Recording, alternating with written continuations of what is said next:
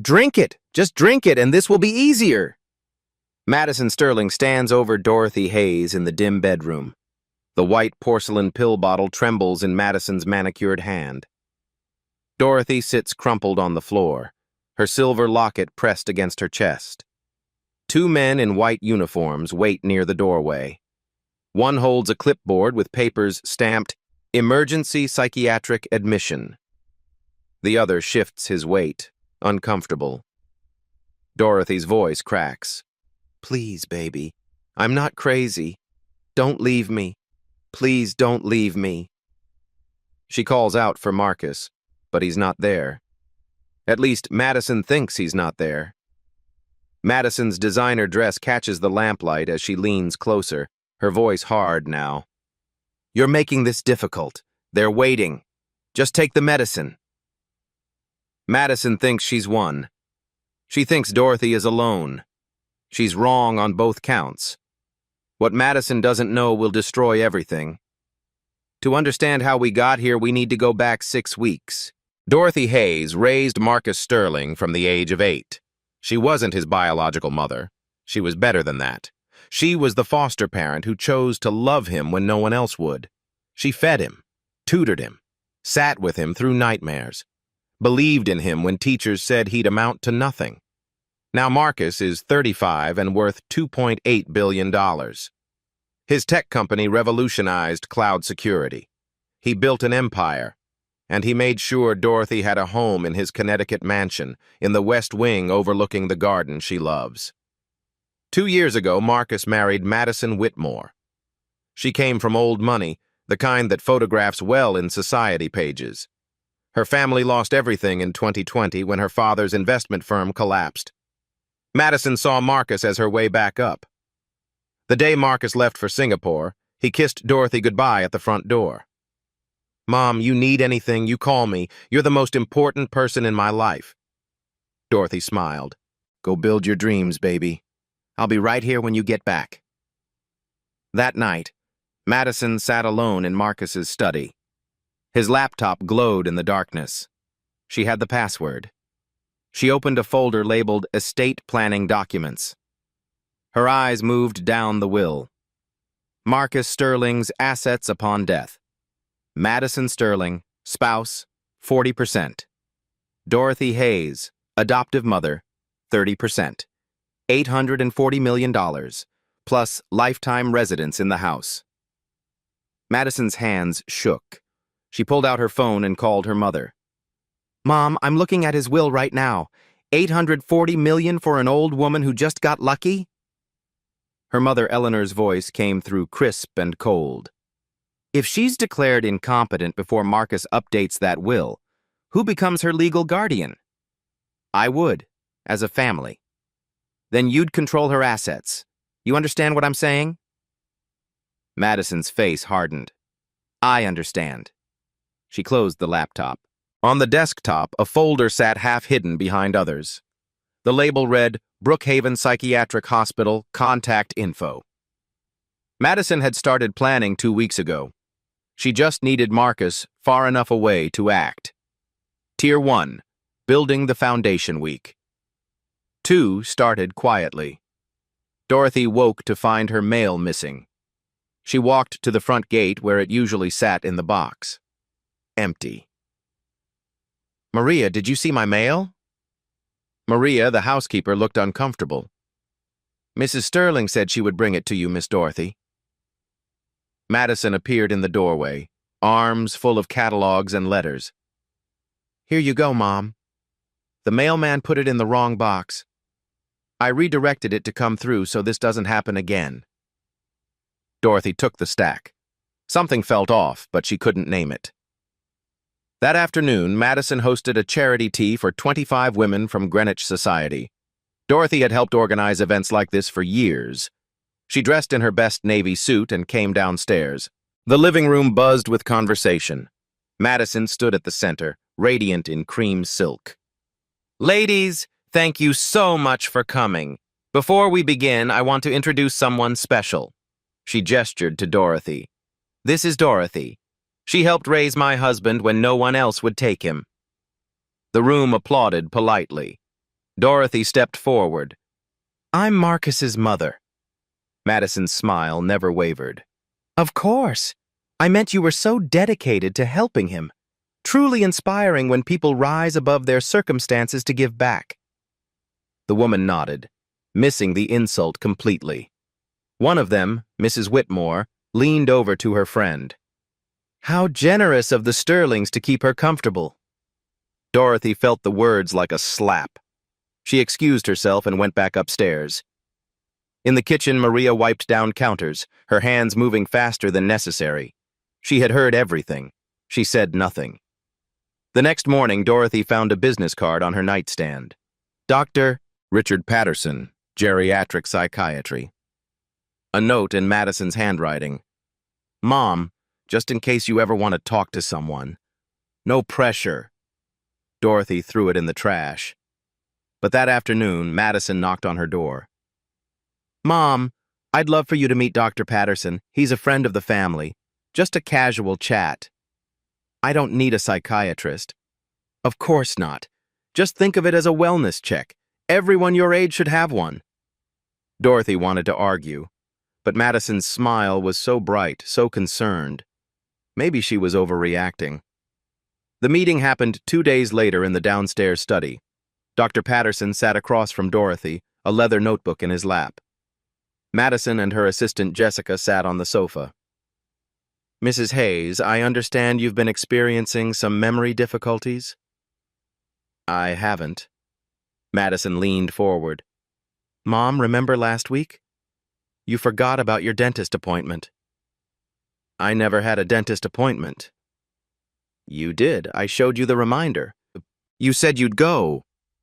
Dorothy's chest tightened. Had she forgotten? No. She would remember. Dr. Patterson made notes. It's very common at your age to have small lapses. Nothing to be ashamed of. I'm not having lapses. Madison pulled out her phone, scrolling. Here's the text I sent you about it. You responded, okay. Dorothy looked at the screen. The text existed. She had no memory of it. I don't remember that. Dr. Patterson's pen scratched across paper. We should monitor this. Would you be open to some simple cognitive tests? Dorothy stood up. I need some air. She left the room. Her hands were shaking. Behind her, she heard Madison's voice, soft and concerned. See what I mean, Doctor? It's getting worse. Later that evening, Dorothy sat in her room. She pulled out her jewelry box and removed the silver locket she always wore. Inside was a photograph, yellowed with age. 2 people, a young Dorothy in her 20s, and a man in military dress uniform, his arm around her shoulder, both smiling, her brother Raymond. They hadn't spoken in 15 years, not since their argument about her decision to stay in the foster care system as a provider instead of moving to D.C. with him. She touched the photo gently, then closed the locket. The clasp caught the light as she fastened it around her neck. She didn't notice Madison standing in the doorway, watching. Tier 2. Open disrespect. Week 4 brought the Ashfords to dinner. Robert and Catherine Ashford were major investors in Marcus's company. Madison spent all day preparing the house. Dorothy came downstairs at 6 in a burgundy dress she'd been saving. The dining room table gleamed with crystal and silver. Madison appeared in the hallway, her face tight. Mom, what are you doing? Coming to dinner. This is a business dinner. It's going to be very technical, very boring for you. I'd still like to join. The Ashfords arrived. Introductions were made. They sat down at the table, Madison at the head. Dorothy moved toward her usual seat. Madison's voice cut through the room. Mom, you don't belong at this table. Why don't you eat in the kitchen where you'll be more comfortable? The words hung in the air.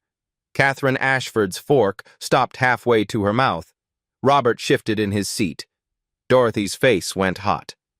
Excuse me? The kitchen, Mom. We're discussing business, adult things. You'll be happier there. Dorothy looked at the Ashfords. Catherine looked away. Robert studied his plate. No one said a word. Dorothy turned and walked to the kitchen. Her hands gripped the counter. Through the doorway, she could hear Madison's voice, bright again. "I'm so sorry about that.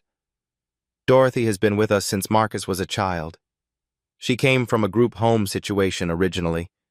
Marcus rescued her, really. We try to keep her comfortable, but sometimes she forgets her place."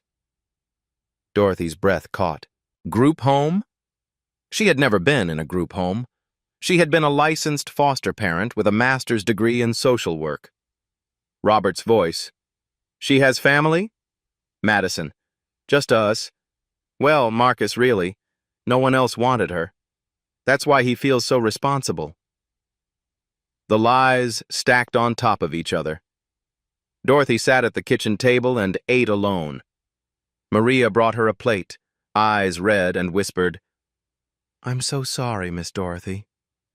"It's not your fault, sweetheart." But Maria hurried away like the words burned. The next morning, Dorothy tried to use her credit card at the pharmacy. Declined. She called the bank. "Your account has been frozen due to suspicious activity reported by a family member." "What? Who reported it?" "I can't disclose that information. You'll need to come in with proper identification and a family member to unlock it." Dorothy's stomach dropped. She called Madison. "Oh no, that's terrible. I'll look into it right away." Madison never looked into it. Days passed. Dorothy asked again. "Mom, I've been so busy with the charity gala. I promise I'll get to it next week." Dorothy had no access to her own money. She was dependent on Madison for everything now. That same week, Dorothy's friends from church tried to visit. Pastor James Porter and 2 women from the choir stood at the front gate. Security turned them away. "Mrs. Sterling's orders. Mrs. Hayes isn't receiving visitors. Doctor's orders." Pastor Porter called the house. Madison answered. "Pastor, I appreciate your concern, but Dorothy has requested privacy during this difficult time. Her health has been declining. I'll let her know you called." She never told Dorothy. Dorothy's phone line went dead the next day. "Technical issues," Madison explained. "The company is coming to fix it next week." They never came. Dorothy was alone now, completely alone. One afternoon, Dorothy went to her room to find things moved. Photographs shifted, books out of order, her mother's quilt folded differently. "Madison, someone was in my room." "You probably moved things and forgot, Mom. It happens." "I didn't move anything." Madison pulled out her phone and showed Dorothy her care journal. Entries dated and time-stamped. Dorothy moved furniture at 2 a.m., didn't remember. Dorothy asked the same question 4 times today. Dorothy left the stove on, nearly causing a fire. "I never did any of those things." "Mom, the doctor said denial is part of the progression. We just want to keep you safe." Dorothy felt reality tilting. Were these things true? Was she losing her mind? Tier 3, the public event. Thursday of week 6 arrived. Madison's Cancer Research Gala.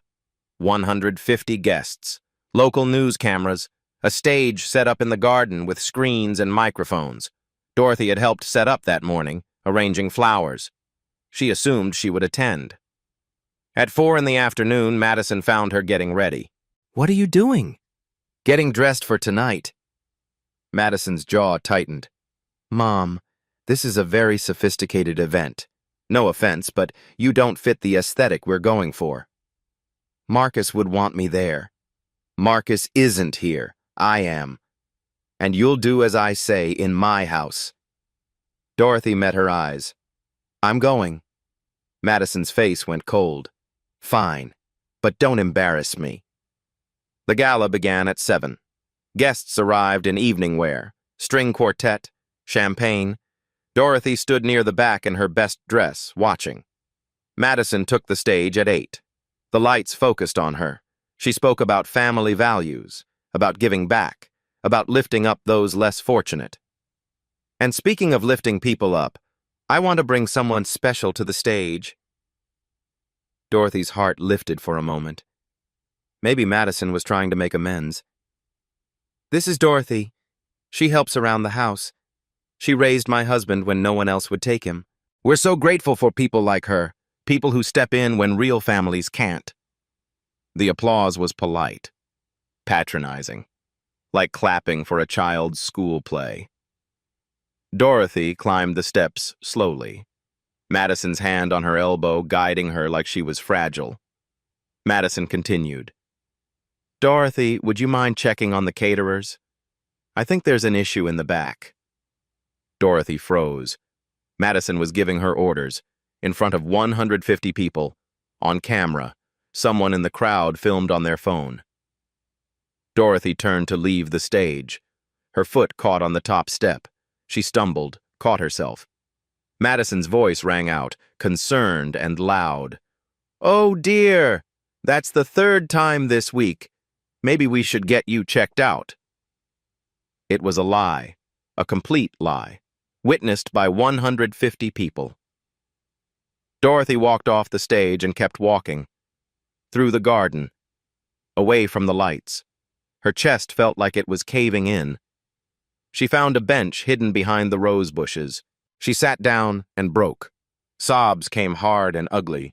She covered her mouth with both hands, trying to stay quiet. Miss Dorothy? Maria stood there, tears streaming down her own face. I should have said something. I should have stopped her. I'm so sorry.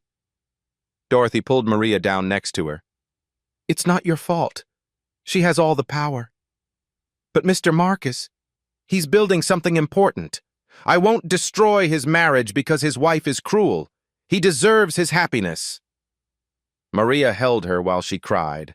Neither of them saw the young woman in the catering uniform, filming the whole thing on her phone. The video would be online by morning. Back at the gala, Madison accepted congratulations. Her phone buzzed. A text from her mother, Eleanor. Call me now. We need to talk about timing. Madison stepped away from the crowd, phone pressed to her ear. What's wrong? Eleanor's voice was sharp. I got a call from someone running background checks. They asked about Dorothy Hayes. Who's looking into her? I don't know. Why would anyone?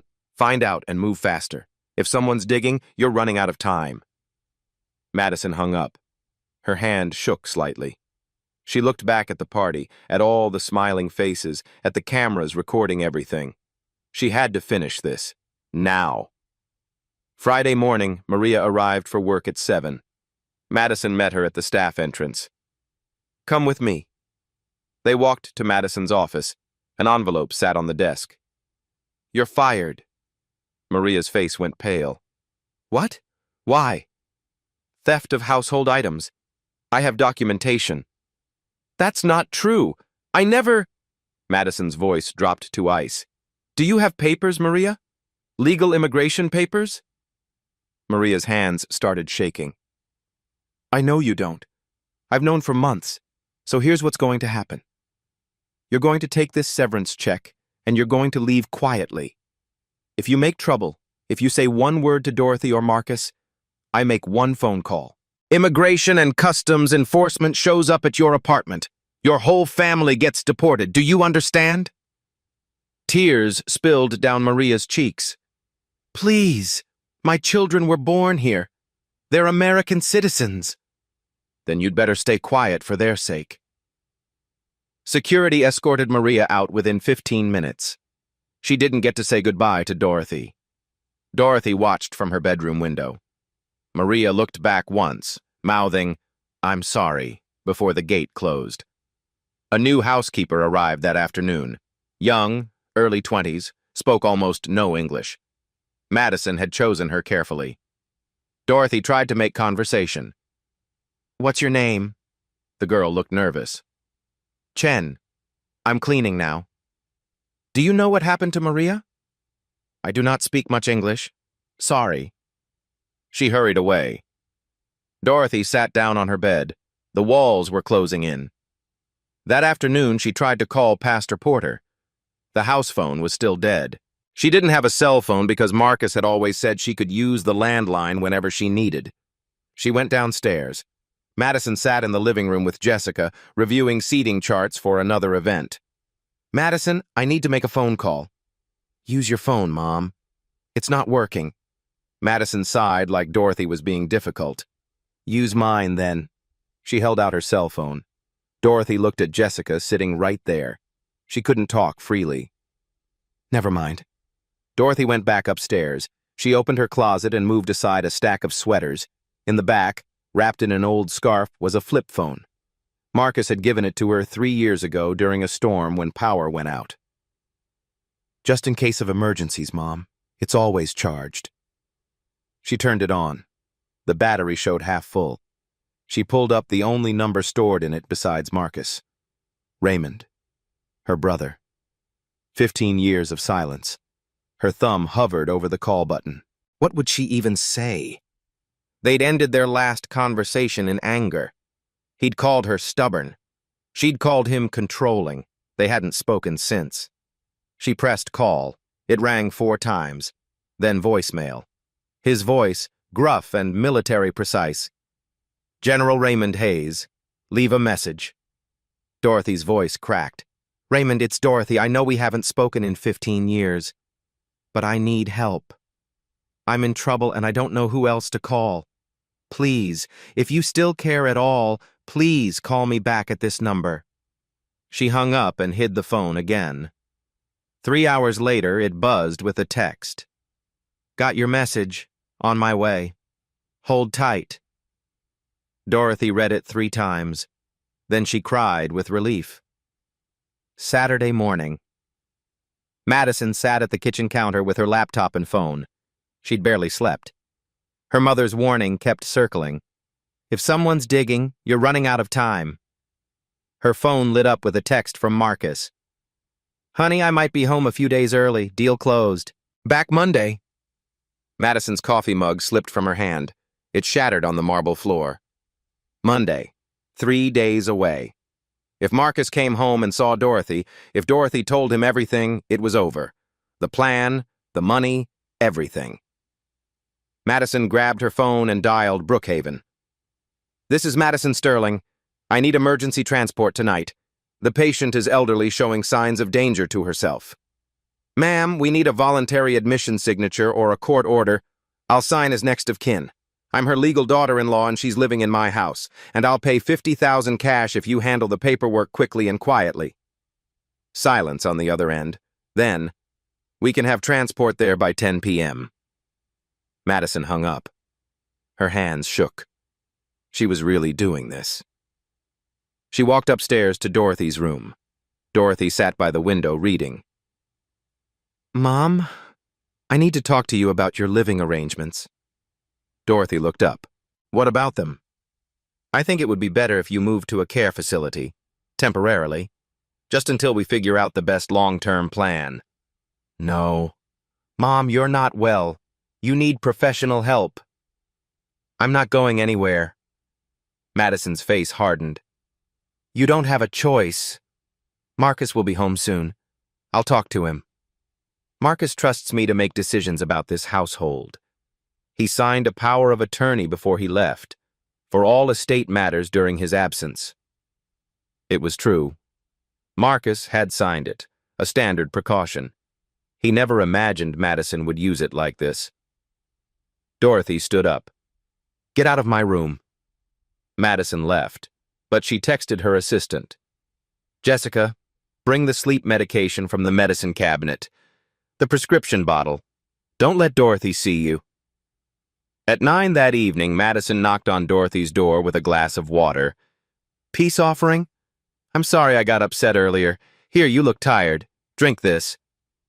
Dorothy was tired. Exhausted, actually. She took the glass and drank. 15 minutes later, her head felt heavy. The room tilted. Madison? What did you put in that? Just something to help you relax. You'll thank me later.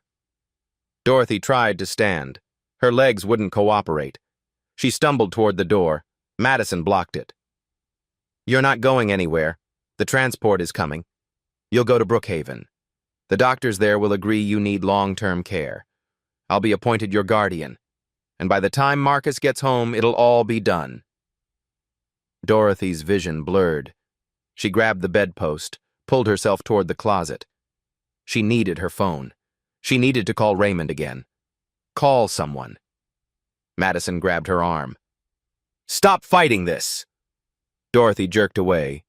Her hand caught her jewelry box. It fell, spilling necklaces and earrings across the floor. The silver locket rolled toward Madison's feet. It popped open. Madison picked it up. Inside, the old photograph.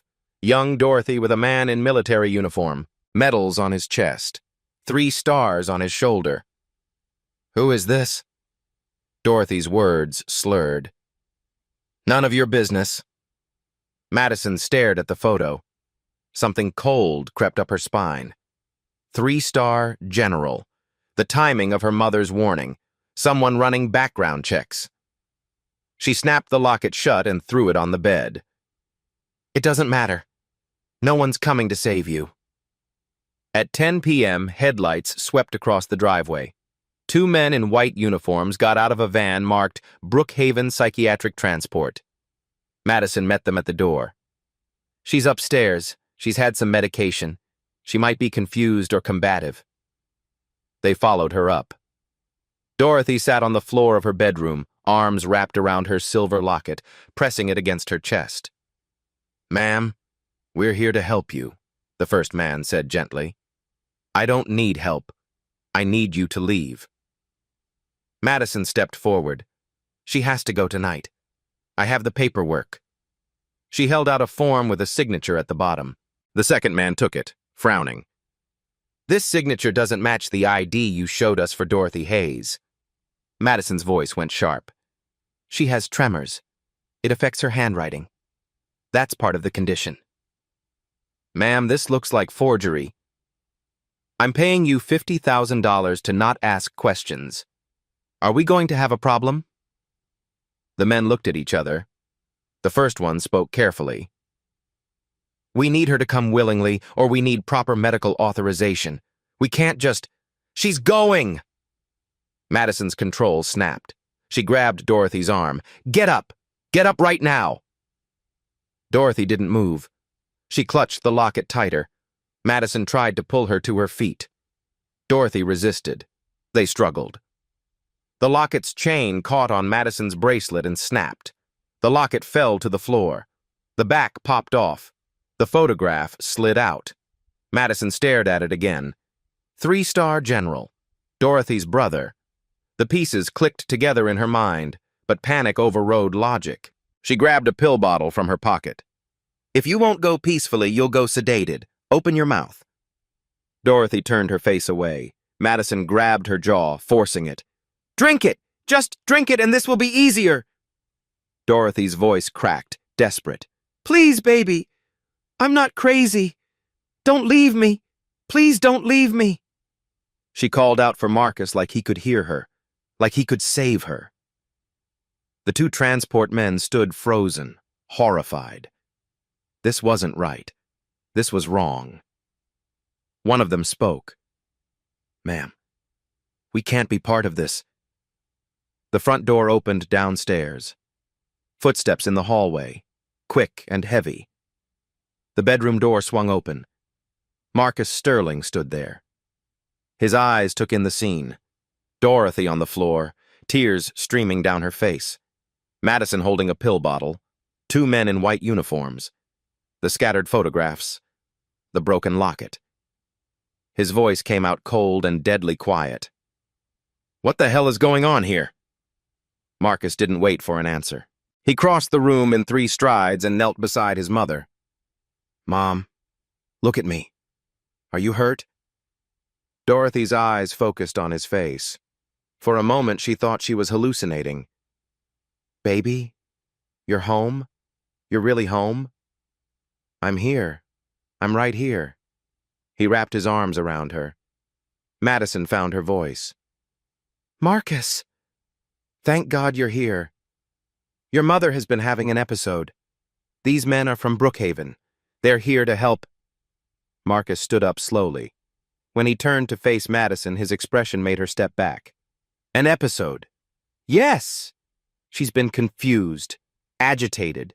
Dr. Patterson recommended... Dr. Patterson, the geriatric psychiatrist. Marcus's voice was flat. Yes, he's been monitoring her condition. Stop talking. Madison's mouth snapped shut. Marcus turned to the two men. Who authorized you to be here? The first man held up the paperwork. Mrs. Sterling called us. She said it was an emergency psychiatric transport. She provided signed consent. Let me see that. The man handed over the clipboard. Marcus studied the signature. He looked at Dorothy. Mom, did you sign this? Dorothy shook her head. Marcus held the paper next to Dorothy's driver's license from his wallet. The signatures weren't even close. This is forgery. He looked at the two men. You're taking a woman against her will based on forged documents. That's kidnapping. Get out of my house, now! The second man's face went pale. Sir, we didn't know. Out! They practically ran for the door. Marcus pulled out his phone. Madison lunged for it. Wait! Let me explain! He held up one hand, stopping her without touching her. The gesture was somehow more frightening than if he'd yelled. He dialed. Robert, it's Marcus. I need you at the house. Now. Emergency. Robert Carter was his personal attorney. He dialed again. Detective Mills, Marcus Sterling. I need to report an attempted kidnapping and elder abuse. Madison's legs went weak. Marcus, please listen. I said stop talking. He helped Dorothy to her feet and guided her to the bed. He picked up the broken locket from the floor. The photograph had fallen face up. The three-star general smiled up at him. Mom, who is this? Dorothy's voice was small. My brother, Raymond. Marcus stared at the photo. You have a brother? A general? We haven't spoken in 15 years. We had a fight. I called him yesterday, asked for help. He's coming? He said he was. Marcus looked at Madison. Something dark moved behind his eyes. You didn't know about him, did you? Madison said nothing. You thought she was alone. You thought no one would come for her. He walked to his laptop bag and pulled out his computer. His fingers moved quickly across the keys. I upgraded the security system before I left for Singapore. New cameras, cloud storage. You didn't know that either, did you? Madison's face went white. I've been watching the feeds every night. Not everything. Just checking in. He turned the screen toward her. Until last week, when I started seeing things that made me watch more carefully. The screen showed footage. Dorothy at the dinner table. Madison's voice was clear. You don't belong at this table. Another clip. The charity gala. Madison ordering Dorothy around like a staff. Another. Madison on the phone with her mother. If she's declared incompetent before Marcus updates that will, I'd control her assets. Madison collapsed into a chair. I can explain all of this. Can you explain the $2.3 million you've transferred from Mom's trust fund over the past 3 weeks? The room went silent. I have alerts on all family accounts. Every transfer over $10,000 notifies me. I've been tracking where the money went. $50,000 to Brookhaven Hospital, $200,000 to Dr. Richard Patterson. The rest into an offshore account in your name. Madison started crying. I was stressed. You were gone for so long, your mother, she can be difficult. Dorothy spoke quietly from the bed. I was never difficult. I was just there. Headlights swept through the window. A black SUV pulled into the driveway. Then another. Then a third. Marcus looked out. That would be Mom's backup. The front door opened. Footsteps in the hall. Multiple people. An older black man entered first. 70, but still military straight. He wore his dress uniform. 3 stars gleamed on his shoulders. Medals covered his chest. Behind him came a woman in an FBI windbreaker. Then a man in a suit carrying a briefcase. Then another woman with a badge that read, Connecticut Elder Protection Services. The general's eyes found Dorothy immediately. His face crumbled. Dottie. Dorothy started crying again. Ray! He crossed the room and pulled her into his arms. I'm so sorry. I'm so sorry it took 15 years. I should have found you sooner. You're here now. That's what matters. Marcus stood watching them. You're General Raymond Hayes. Raymond nodded, still holding his sister.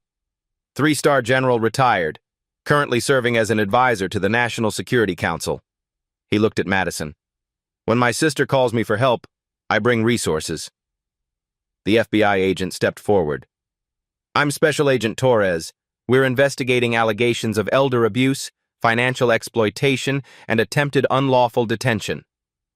The man in the suit spoke next. I'm Robert Carter, Mr. Sterling's attorney. The woman with the badge. Linda Morrison, Elder Protection Services. We take these cases very seriously in Connecticut. Madison looked at all of them. The reality of her situation was sinking in. Raymond released Dorothy and turned his full attention to Madison. When he spoke, his voice was quiet. That made it more terrifying. You thought my sister was alone. You thought she was powerless. You were wrong on both counts. Madison's voice came out as a whisper. I didn't know she had family. You didn't bother to check. You saw an elderly black woman and assumed she had no one, no connections, no value beyond the money she might leave behind. He pulled a folder from his jacket. I've spent the last 24 hours making calls. I know people in every branch of government, every law enforcement agency. When I explained what was happening to my sister, they moved fast. He opened the folder. Dr. Richard Patterson, licensed psychiatrist, currently under investigation for filing false medical reports in exchange for payment. He's been doing this for years, mostly for wealthy families trying to declare relatives incompetent. Madison's face went gray. Brookhaven Psychiatric Hospital, private facility owned by the Whitmore Family Trust. That's your mother's family, isn't it, Madison? The financial records show dozens of suspicious admissions, patients held against their will. Families billed for unnecessary treatments. The state licensing board is opening an investigation tomorrow. Agent Torres added, We've also frozen the offshore account, the $2.3 million you transferred from Mrs. Hayes's trust fund. Financial exploitation of a vulnerable adult is a federal crime. It carries 10 to 20 years. Madison started sobbing. I was going to use it for her care. I swear. You've never paid a single medical bill for my sister, Marcus said. Every expense came from my personal accounts. We have the records. Raymond sat down on the bed next to Dorothy. He took her hand. I lost you once because I was stubborn and proud. I'm not losing you again. No one hurts my sister. No one. Marcus looked at Madison. I want you out of this house. Tonight. You have 1 hour to pack personal items only. Everything else stays. Marcus, please, we're married. I love you. You love money. You never loved me. If you did, you couldn't have done this to my mother. He pulled an envelope from his laptop bag. Divorce papers, already filed. You'll be served formally tomorrow. Madison looked around the room at all the faces. No sympathy anywhere. I need a lawyer. You're going to need several, Agent Torres said. Mrs. Sterling, you're not under arrest, yet, but we strongly suggest you don't leave the state. We'll be in touch. Raymond stood. Dorothy needs rest. Real rest. Safe rest. Marcus nodded. Mom, I'm staying with you tonight, right here in this room. I'm not leaving you alone again. Dorothy looked at her son and her brother, 2 men who loved her, who came when she called. I thought I'd lost everything, she whispered. Raymond squeezed her hand. You never lost us. We just lost our way back to each other for a while. But family finds family. Always. Madison stumbled toward the door. She looked back once at Marcus. He didn't look at her. She was already gone. In the hallway, she heard voices discussing next steps, investigation timelines, evidence collection. Her whole life was collapsing. She pulled out her phone and called her mother. It's over. He knows everything. They know everything. Eleanor's voice went sharp. What did you tell them? Nothing yet. But Marcus has proof. His lawyer is here. The FBI is here. Mom, what do I do? Don't say anything without a lawyer. I'll send Thomas Whitmore. He's handled things like this before. Madison hung up. She looked down the hallway at the bedroom where Marcus stayed with Dorothy. She'd tried to erase a woman because she saw her as worthless. Now she was the one being erased. Tomorrow, the real consequences would begin. Saturday morning. The living room of the Sterling mansion filled with people Marcus had summoned. Every staff member sat in folding chairs. Madison's assistant, Jessica, arrived looking terrified. Robert and Catherine Ashford sat near the front. 5 members of Madison's charity board filed in. Pastor James Porter came with 2 women from the church choir. 2 local reporters stood in the back with cameras.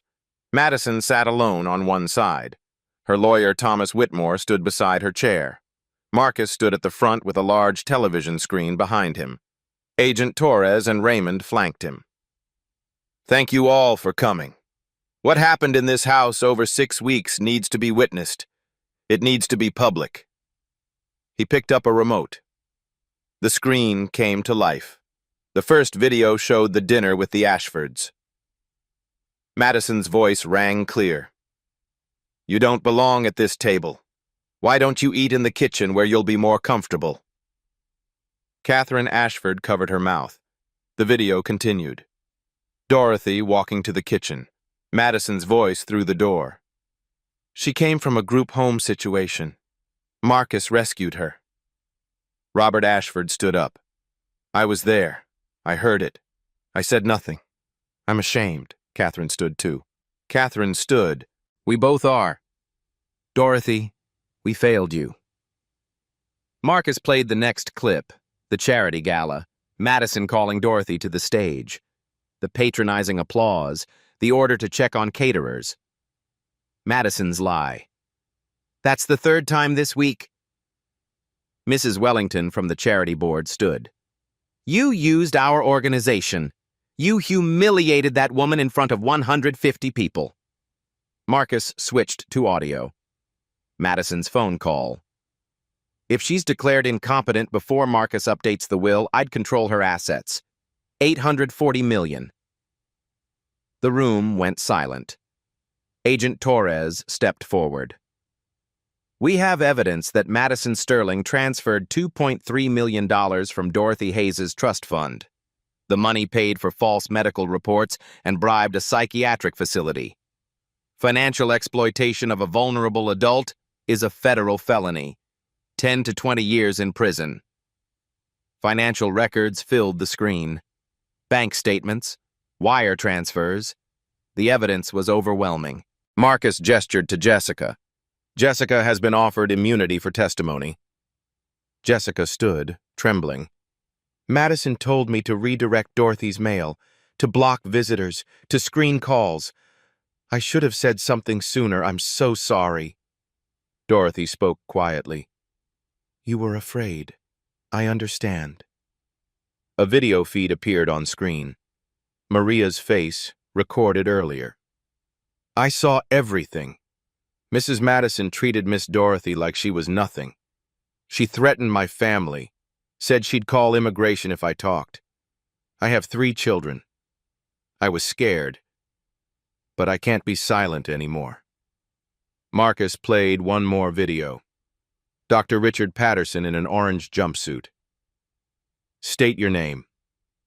Dr. Richard Patterson.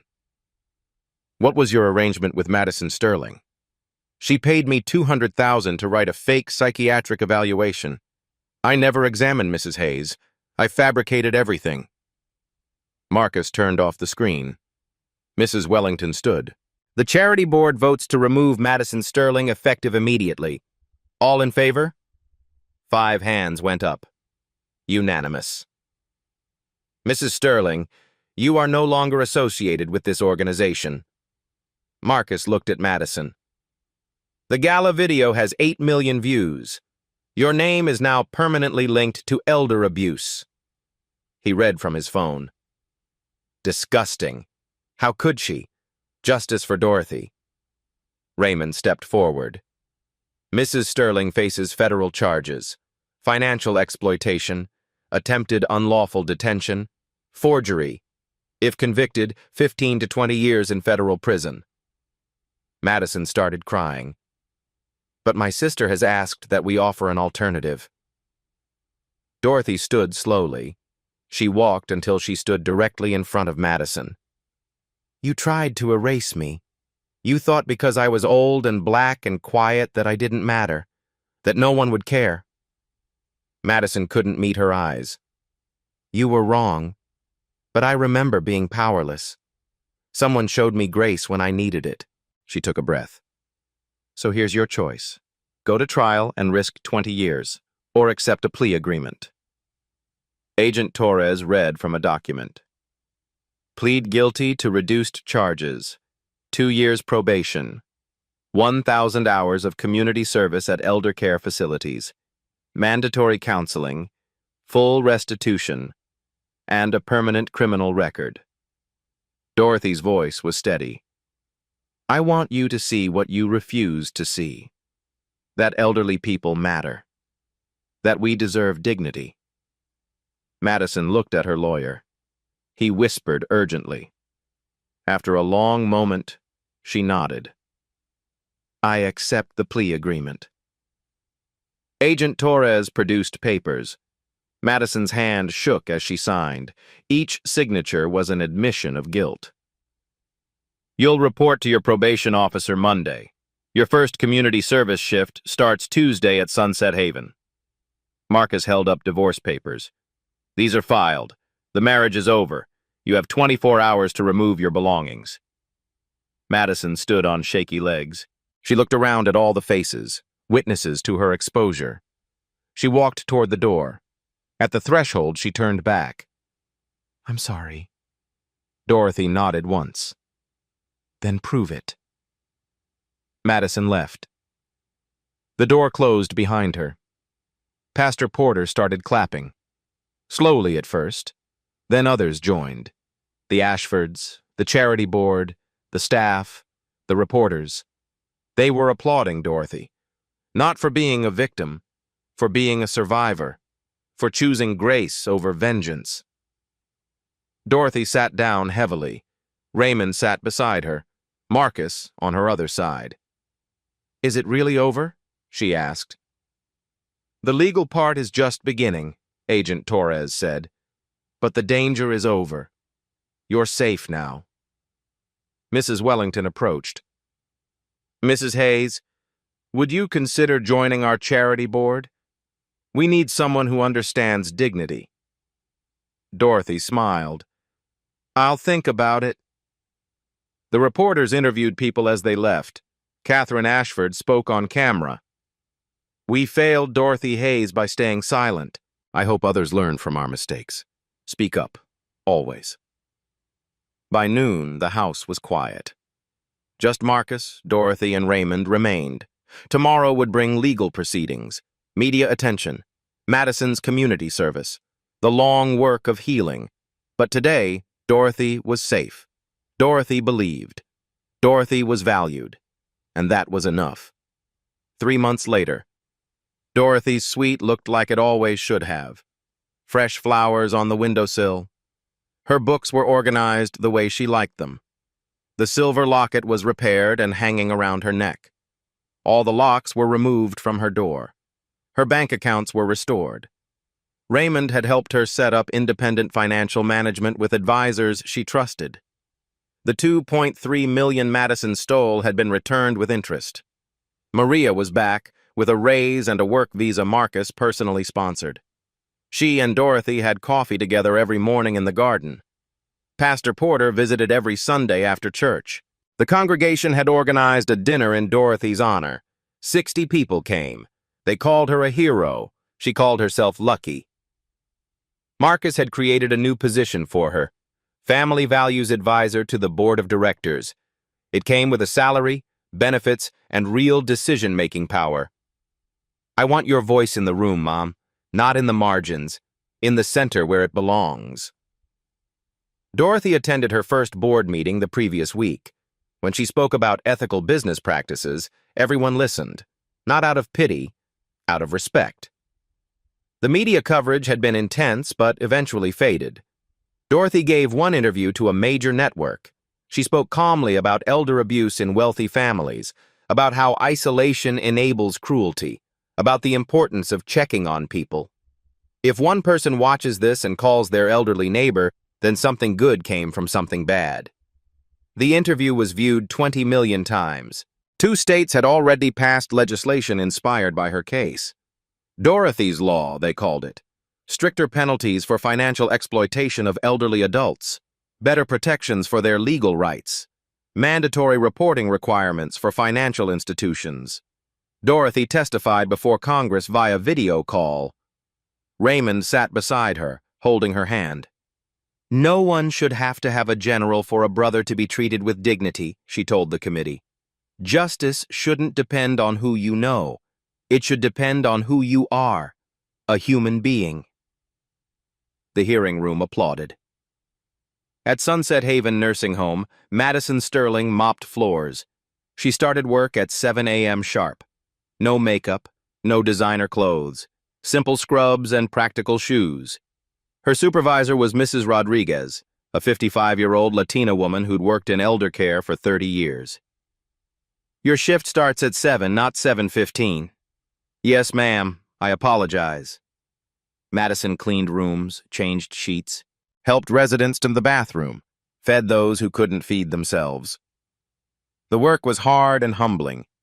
One resident reminded her painfully of Dorothy. Mrs. Carter, 80 years old, Chinese-American, sharp-minded but physically frail.